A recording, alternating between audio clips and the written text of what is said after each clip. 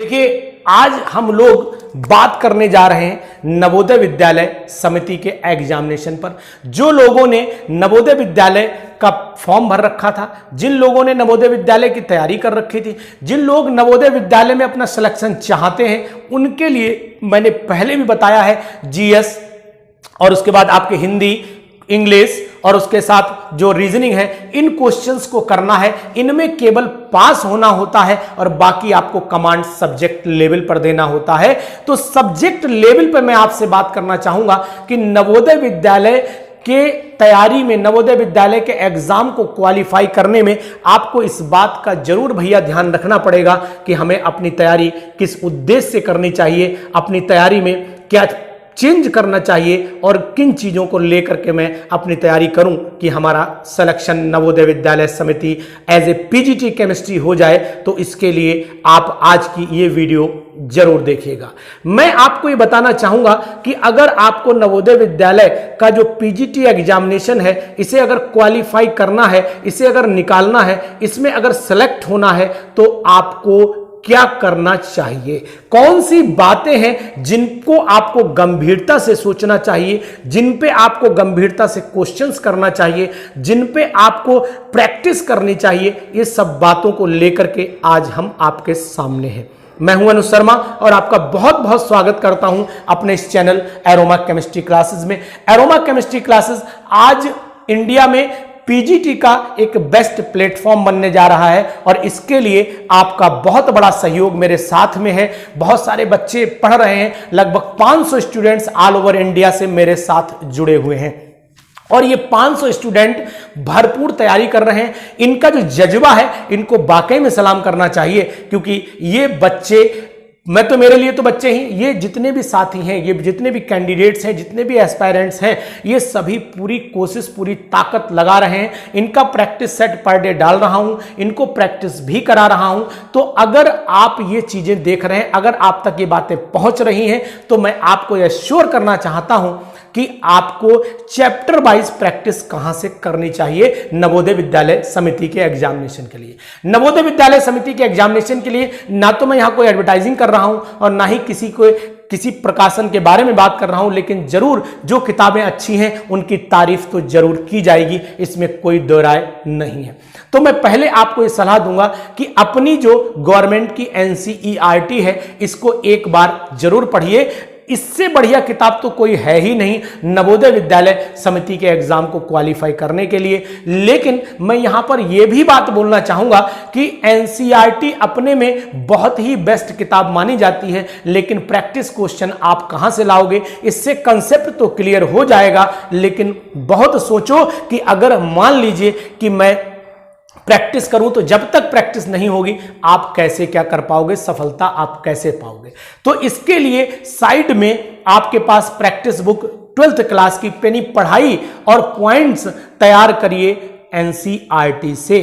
और practice question के लिए आपको उठा लेनी चाहिए रेफरेंस बुक। जो कक्षा 12 में, कक्षा 11 में, बीएससी में आपने जो रेफरेंस बुक्स यूज की हो, उन बुक्स को लीजिए। मैं उनका नाम नहीं ले सकता हूं क्योंकि कुछ बाध्यता के कारण ये सब नाम नहीं लिए जा सकते, लेकिन एनसीईआरटी एक ऐसी किताब है जो हमारी अपनी गवर्नमेंट सेलेक्टेड किताब है, तो उसको मैं बोल सकता हूं। लेकिन अब मैं किसी पर्टिकुलर राइटर के बारे में बोलूंगा तो बहुत अच्छी बात नहीं होगी। लेकिन हां, जो किताबें कक्षा 12 और 11 में आप लोग सबसे ज्यादा यूज करते हो, सबसे ज्यादा बच्चों को पढ़ाते हो, और बेस्ट किताबें कौन सी हैं ये मुझे आपको बताने की जरूरत नहीं है, आप उन लगातार अपने बच्चों को भी वही रिफर करते होंगे। तो मैं आपको सलाह दूंगा कि चैप्टर वाइज उनके जितने भी जेईई नीट के क्वेश्चन हो उनको करिए, और उनको करने के साथ साथ उनसे मिलते जुलते कुछ क्वेश्चंस भी बना डालिए, और बना करके क्वेश्चन खुद बनाओगे, खुद करोगे, तो हो सकता है कि उस लेवल के क्वेश्चन भी आप बना पाओ जिस लेवल के एग्जाम में आने, क्योंकि भाई आएंगे क्वेश्चन उन्हीं में से, लेकिन उन क्वेश्चंस का जो दायरा होता है, वो थिंकिंग पावर जो होती है, उस क्वेश्चन की जो सेलेक्टिविटी होती है, वो थोड़ा सा लेवल को ट्विस्ट करती है और वो लेवल जेईई नीट के ऊपर चला जाता है। क्वेश्चन भले ही हल्का होगा, लेकिन क्वेश्चन में दम होगी, क्वेश्चन को रीड बहुत करना पड़ेगा। कहीं पर इज, एम, आर और बोथ जैसे वर्ड भी कंफ्यूज कर देते हैं बच्चों को, और वो वर्ड अगर आपके सामने है तो फिर आप इजी वे में उस पेपर को सॉल्व कर लेंगे। सामने बोलने का मतलब आपके दिमाग में है। तो आपको सबसे पहले एनसीईआरटी पढ़ लेनी है, उसके बाद रेफरेंस बुक जो आप यूज कर रहे हो उस रेफरेंस बुक की मदद से आपको क्या करना है कि बहुत सारे क्वेश्चंस की प्रैक्टिस चैप्टर वाइज कर लेनी है और फिर नवोदय विद्यालय के लिए 100 क्वेश्चन पर डे की आदत डाल लीजिए। इसके लिए चाहे किसी भी, चाहे अरिहंत की किताब हो, चाहे उपकार की किताब हो, चाहे कोई साहित्य पब्लिकेशन की किताब हो, किसी की भी, XYZ कोई पर्टिकुलर नहीं है, लेकिन किसी की भी एक किताब आप प्रैक्टिस सेट ले लीजिए और वही लीजिएगा जिसमें आपको पूरा भरोसा हो कि एरर कम होंगी, क्योंकि उस एरर में आप खुद को कंफ्यूज कर लेते हैं और वो कंफ्यूजन फिर आपके क्वेश्चन पर इफेक्ट डाल देता है और लगभग क्वेश्चन मान के चलिए भले आप सही हो लेकिन किताब में लिखा होता है तो एक बार को तो दिमाग में जरूर आता है कि यार ये ज्यादा सही होगा, मैं हो सकता उतना अच्छा नहीं सोच रहा हूं क्योंकि एक राइटर ने किताब लिखी है। तो ऐसा है, राइटर भी एक इंसान होता है, उससे भी गलती हो सकती है। बाई चांस कहीं ऑप्शन आपको सी लग रहा हो, किताब में बी छपा हुआ हो, हमसे भी हो जाता है, इसमें भी कोई दोहराय नहीं है। तो अगर बाई चांस मैंने बोला कि भैया ये बी है, आपने कहा नहीं सर इसका आंसर सी होगा, तो इसमें कोई बुराई नहीं है। जो आंसर आपके सामने हो उस आंसर को आप बुक से टैली करिए और फाइनल कर दिए कि नहीं सर आंसर फिर यही सही होगा। तो मैं आपको इस बात का और यकीन दिलाना चाहता हूं कि अगर आप इस तरीके से तैयारी करके क्वेश्चन प्रैक्टिस पर डे कर लेते हैं तो फिर सिलेक्शन में कोई आपसे सिलेक्शन आपका रोक नहीं पाएगा। और एक चीज और करिए कि कोई भी टेस्ट सीरीज जरूर ज्वाइन करिए, उस टेस्ट सीरीज से प्रैक्टिस यानी पर डे प्रैक्टिस चाह रहा है दिमाग। आप मेहनत बहुत कर रहे हैं लेकिन ये मेहनत तब तक कामयाब नहीं हो सकती है जब तक कि आपको प्रैक्टिस क्वेश्चन पर डे ना मिले, और जब ये पर डे प्रैक्टिस क्वेश्चन मिल जाएंगे तो 100% आपका सिलेक्शन हो जाएगा, क्योंकि practice makes a man perfect.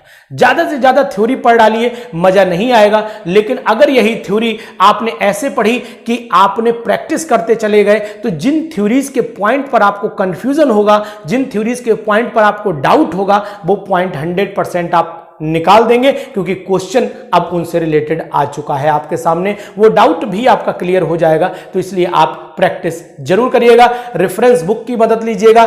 पढ़ने के लिए मैंने आपको एनसीईआरटी बता ही दिया है, बाकी आप खुद समझदार हैं कि आपको प्रैक्टिस कैसे करनी है, 100 क्वेश्चन किस समय लगाने हैं। एक तरीका यह होता है कि अगर मैंने 4 क्वेश्चन, मान लीजिए 4 चैप्टर पढ़े, स्ट्रक्चर ऑफ एटम पढ़ा, केमिकल बॉन्डिंग पढ़ा, पीरियोडिक टेबल पढ़ा और इलेक्ट्रोकेमिस्ट्री पढ़ ली, तो इन चारों के अगर मैं पहले 25-25 क्वेश्चन एट रैंडमली कहीं से फोटो स्टेट करा लूं और अपने सामने रख के 25 चौक 100 क्वेश्चन हो गए, 100 क्वेश्चन कर डालूं, तो मेरे माइंड में सेटअप होगा मैंने यार 4 चैप्टर तैयार कर लिए। ऐसे करके 4-4 का डिवीजन कर लीजिए और पहले 4-4 के 100-100 क्वेश्चन कर डालिए, फिर पूरे मिले जुले क्वेश्चन 100-100 के कर डालिए। अभी आपके पास में समय है, नवोदय एग्जाम अगर आपको क्वालिफाई करना है तो स्ट्रेटजी जरूर तैयार करनी पड़ेगी और गंभीरता से स्ट्रेटजी को तैयार करके हमारे साथ डिस्कशन भी कर सकते हैं। मैं आपको डिस्कशन राय दूंगा, जरूर दूंगा। मेरा व्हाट्सएप नंबर नोट करना चाहें तो नोट कर सकते हैं, 94 73 70 27 11। फिर दोबारा रिपीट कर रहा हूं, 94 73 70 27 11।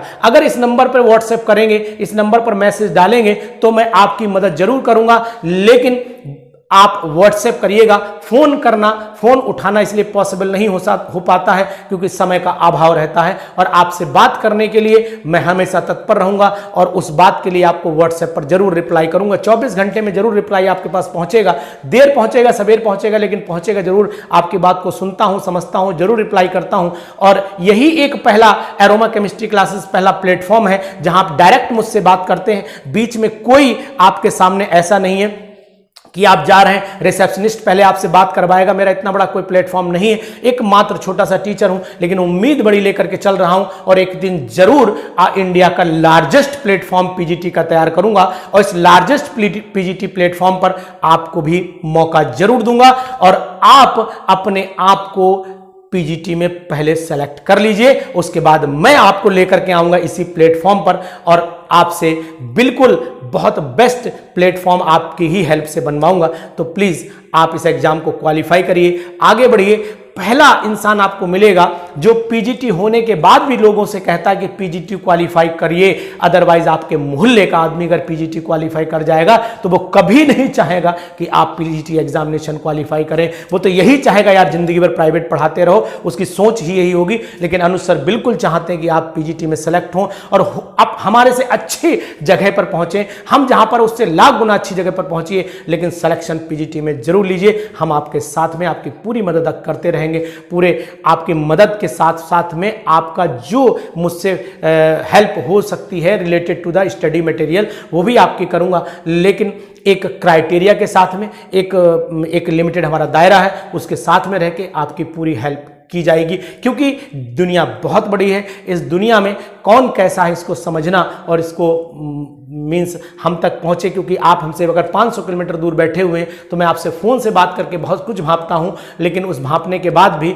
आपके मन में क्या चल रहा है ये हम नहीं जान सकते हैं। लेकिन फिर भी हम आपका पॉजिटिव ही सोचेंगे, हम आपके बारे में सिलेक्शन क्राइटेरिया ही सोचेंगे, हम आपके बारे में जितना भी यूट्यूब पर डालते हैं कोई किसी भी तरीके से उसमें समझौता नहीं करते हैं। तो इस मटेरियल के साथ साथ में जितनी 2021 की हमारी यूपी पीजीटी की वीडियोस हैं, जितने क्वेश्चंस मैंने सॉल्व कराए हैं, उनको देख करके जरूर आप अपने आप को सेलेक्ट कर पाएंगे।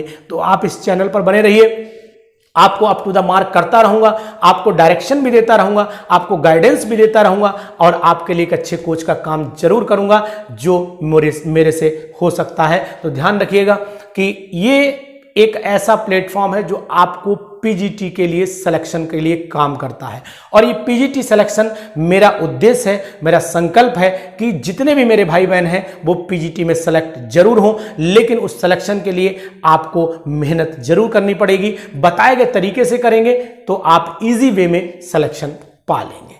तो फिर मिलेंगे आपको एक नई वीडियो में और नई बातों के साथ में। तब तक आप तैयारी करते रहिए, भरपूर मेहनत करते रहिए। और कोई भी अगर डिस्कशन करने का मन होता है तो फिर मेरा एक बार नंबर नोट करिएगा, 94 73 70 27 11। ये व्हाट्सएप नंबर है, इस पर आप व्हाट्सएप करके अपना मैसेज डाल सकते हैं। आपको रिप्लाई जैसे भी मुझे समय मिलेगा मैं आपको रिप्लाई जरूर करूंगा।